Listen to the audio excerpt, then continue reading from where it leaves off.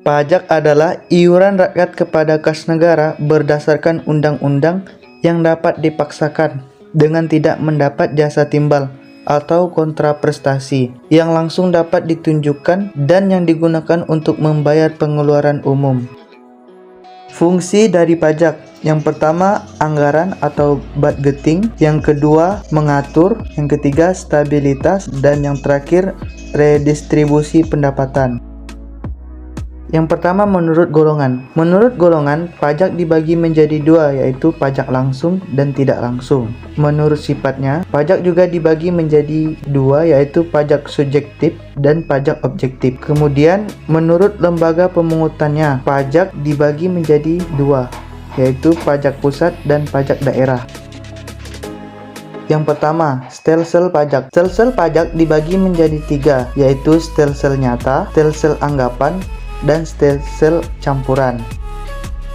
Asas pemungutan pajak. Yang pertama, asas domisili atau asas tempat tinggal. Negara berhak mengenakan pajak atas seluruh penghasilan wajib pajak yang bertempat tinggal di wilayahnya. Yang kedua, asas sumber, yaitu negara berhak mengenakan pajak atas penghasilan yang bersumber di wilayahnya tanpa memperhatikan tempat tinggal wajib pajak. Dan yang ketiga, asas kebangsaan, yaitu pengenaan pajak dihubungkan dengan kebangsaan suatu negara.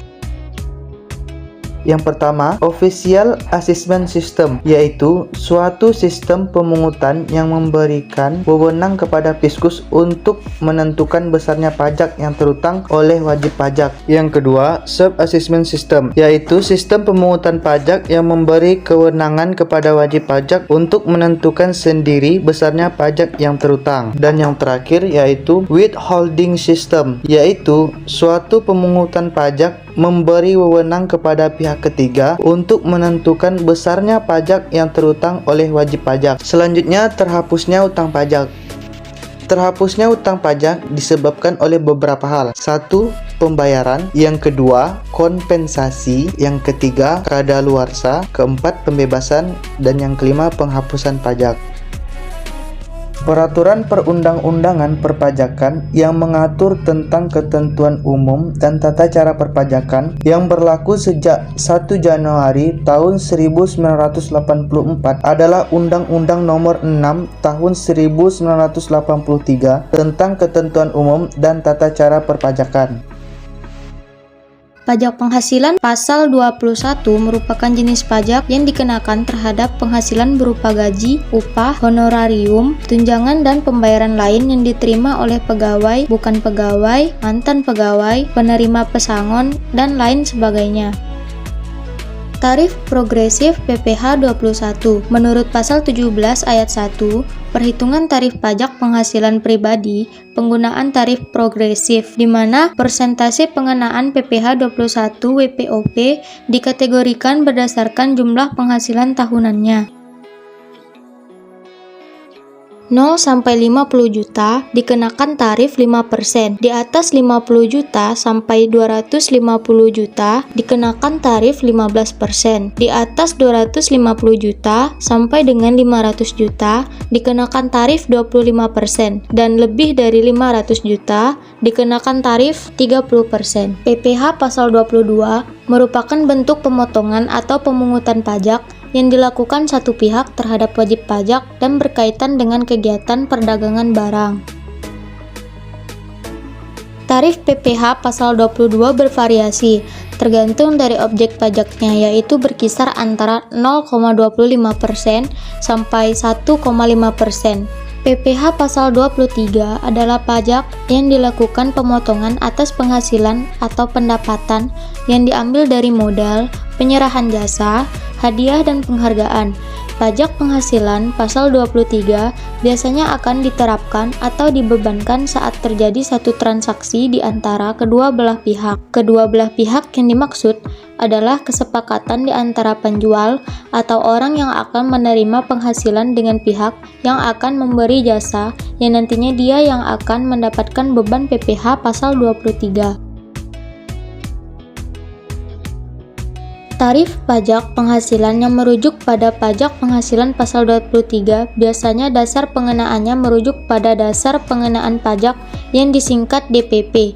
Jika dijelaskan secara umum, tarif pajak penghasilan itu dikenakan atas dasar jumlah bruto dari penghasilan itu sendiri.